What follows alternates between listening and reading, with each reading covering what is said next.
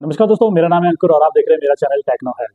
तो दोस्तों, आज हम बात करेंगे हैंड हाइजीन के बारे में कि हमारे जो ये हाथ हैं इनकी साफ सफाई रखना कितनी ज़रूरी है। तो चलिए एक कहानी सुनाता हूँ। मान लीजिए कि कोई भी हेल्थ केयर प्रोफेशनल वर्कर है, कोई भी डॉक्टर जो भी आपका ट्रीटमेंट कर रहा है, आप लोग चले गए हॉस्पिटल में अपने आप का चेकअप कराने के लिए।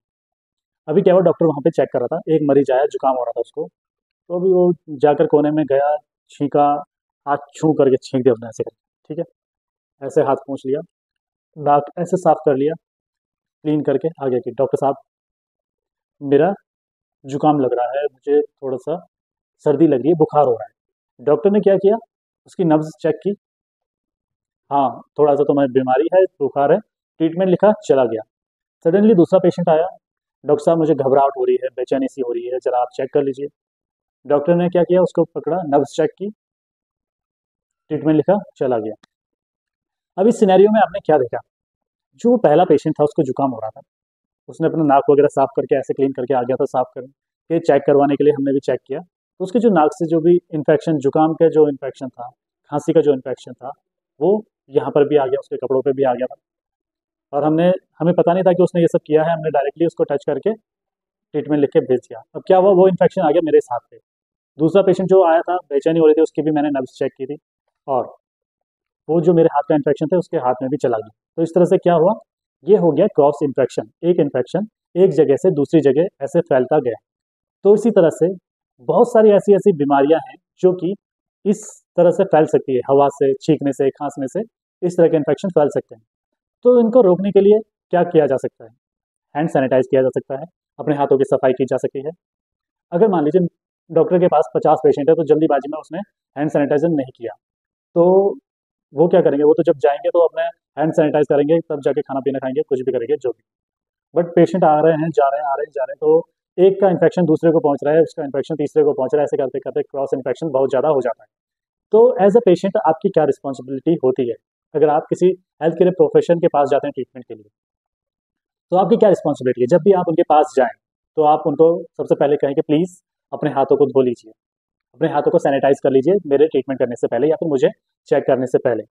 और अगर आप ऐसा कहेंगे तो वो जो डॉक्टर है वो कभी भी मना नहीं करेगा, वो जो हेल्थ केयर प्रोफेशनल है वो भी कभी मना नहीं करेगा, क्योंकि वो उसकी रिस्पॉन्सिबिलिटी है कि क्रॉस इन्फेक्शन को प्रिवेंट करना है, कि हमसे एक इन्फेक्शन दूसरी जगह ना फैले। तो ये तो सबसे पहले तो उनको याद होना चाहिए कि यार अपने हाथ वगैरह साफ करके दूसरे को चेक करिए, मोरल रिस्पॉन्सिबिलिटी है। बट अगर आप देख रहे हैं कि डॉक्टर ऐसा नहीं कर रहा है, तो आप उनको कह सकते हैं कि सर प्लीज़ हैंड सैनिटाइज कर लीजिए, या फिर हैंड वॉश कर लीजिए सोप एंड वाटर से, तब जाके मुझको चेक कीजिए। और ये आपका राइट है as a patient. So protect yourself by cleaning your hand often. तो आप लोगों को भी अपने हाथों को बार बार साफ करते रहना चाहिए। जब आपको लगे कि आपने कुछ गलत चीज़ को छू लिया, तो वो मैं बताऊंगा आपको कि कौन कौन सी वो चीज़ें हैं जिनको छूने से आपको इन्फेक्शन होने के चांसेस होते हैं। अगर आप एक हॉस्पिटल सेटिंग में हैं या फिर कोई बाहरी एनवायरनमेंट में है, तो आप अंदाज़ा लगा सकते हैं कि कहाँ कहाँ पर छूने से आपको इन्फेक्शन हो सकता है। ठीक है, फैक्ट्स क्या कहते हैं, स्टडी बताती है कि जो भी हेल्थ केयर प्रोवाइडर है वो अपने हाथ जितनी बार साफ करने चाहिए ना, उससे आधी बार भी वो साफ नहीं कर पाते हैं। उसके कई कारण हो सकते हैं कि एक तो रश बहुत ज़्यादा है, पेशेंट बहुत ज़्यादा है, या फिर मेरा मन ही नहीं कर रहा है हाथ वॉश करने का, मैं बाद में करूँगा यार, सारे पेशेंट देख लेते हैं उसके बाद में हैंड वॉश कर लेंगे, टाइम बच जाएगा। बट आपको ऐसा नहीं करना है। जब भी आप किसी डॉक्टर के पास जाएं, किसी भी हेल्थ केयर प्रोवाइडर के पास जाएं, तो आपको उनको स्ट्रिक्टली कहना है कि सर प्लीज़ आप हैंड सैनिटाइज कर लीजिए, या फिर हैंड वॉश कर लीजिए सोप एंड वाटर से, तब जाके आप मुझे चेक कीजिएगा। तो आप लोग, अगर आप उनको ऐसा बोलेंगे तो वो डेफिनेटली वो करेंगे। तो अभी हम बात करते हैं कि हम लोगों को कब कब हैंड वॉश करना चाहिए। बिफोर प्रिपेयरिंग और ईटिंग फूड, जब भी आप खाना बना रहे हो तब हैंड वॉश कीजिए, जो भी वेजिटेबल है वो भी वॉश करनी होती है, वो सब कुछ। और बिफोर ईटिंग फूड तभी भी आपको हैंड वॉश करना है।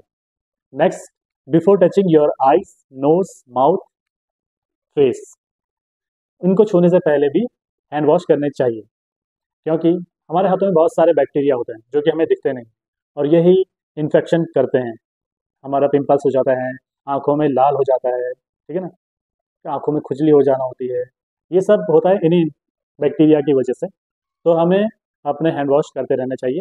और कब करना चाहिए, before and after touching a wound dressing, और बैंडेज चेंज कर रहे हैं हम, तो उस टाइम पे भी अपने हाथों को वॉश करना चाहिए। अगर कोई पट्टी लगी है, कट लगा है, उसको छूने से पहले भी और उसके बाद भी हाथों को अच्छे से वॉश करना चाहिए सोप एंड वाटर से, या फिर सैनिटाइजर से।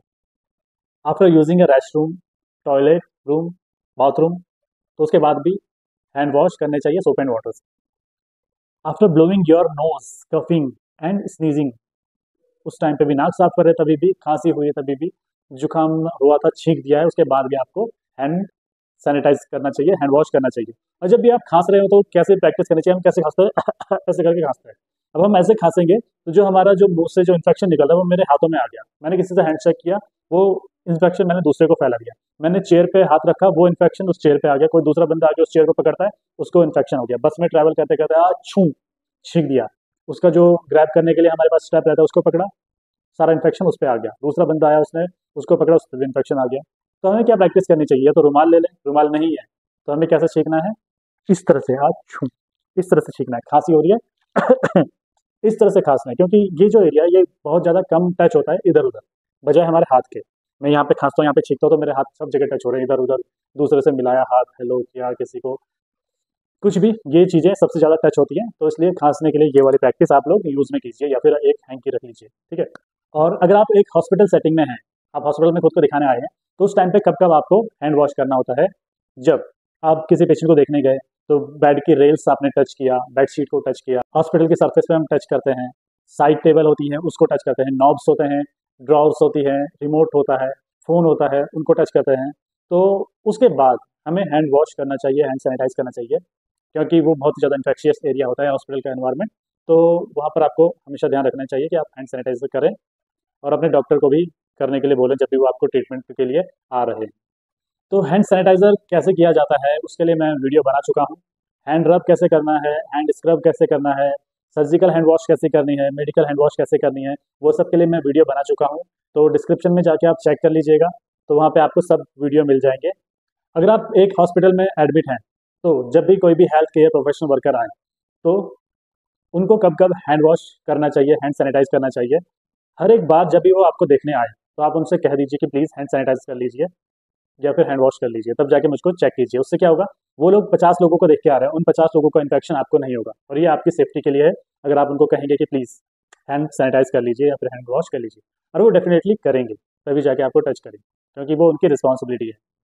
अगर सिर्फ ग्लव्स पहन के ही हम ट्रीटमेंट कर रहे हैं तो वो भी एक अच्छा तरीका नहीं है इन्फेक्शन को प्रिवेंट करने के लिए। सबसे पहले हमें हैंड रब करना होता है, हैंड सैनिटाइजर यूज़ करना होता है, उसके बाद हमें ग्लव्स पहनने होते हैं, तब जाके पेशेंट को टच करना होता है, और यही सही प्रैक्टिस है। इसी से हम क्रॉस इन्फेक्शन से बच सकते हैं। So protect yourself by asking question to your health care professional worker और doctor. Don't be afraid to use your voice. आप क्या कह सकते हैं कि सर मैंने आपको देखा नहीं कि आपने हैंड वॉश किया है नहीं किया है, आप अभी बाहर से आए हैं, तो प्लीज़ अपने हैंड वॉश कर लीजिए, अपने हैंड सैनिटाइज कर लीजिए।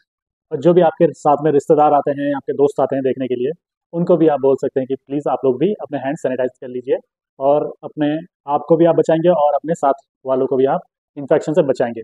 तो ये पेशेंट के लिए रिस्पॉन्सिबिलिटी थी। तो अगर आप इस वीडियो को देख रहे हैं तो सभी लोगों के पास पहुंचाइए, क्योंकि आजकल जो हमारा लाइफ स्टाइल है तो मोस्टली लोग हॉस्पिटल में जाते रहते हैं, तो उनको भी थोड़ा अवेयर हो जाएं वो लोग कि उनको कब हैंड सैनिटाइजर करना चाहिए, अपने डॉक्टर को कैसे हैंड सैनिटाइज करने के लिए बोलना चाहिए। हमारे डॉक्टर जब हमें चेक कर रहे हैं तो हैंड सैनिटाइज कर रहे हैं या नहीं, या फिर एक के बाद एक पेशेंट देखते जा रहे हैं और ऐसे इन्फेक्शन फैलता जा रहा है।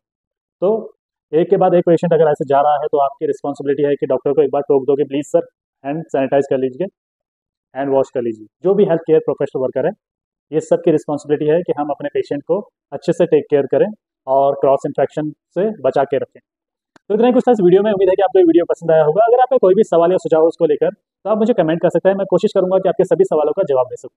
तो इसी तरह के वीडियो मैं आपके लिए आगे भी लेके आता रहूँगा। तो मिलते हैं नेक्स्ट वीडियो में। और वीडियो अगर ये पसंद आए तो प्लीज़ शेयर कीजिए इसको अपने सभी दोस्तों के साथ, लाइक कीजिए वीडियो को, और अपनी एक प्रॉब्लम जो भी हो कमेंट करके जरूर बताइएगा। तो मिलते हैं नेक्स्ट वीडियो में, तब तक के लिए bye bye and take care, stay fit and stay healthy.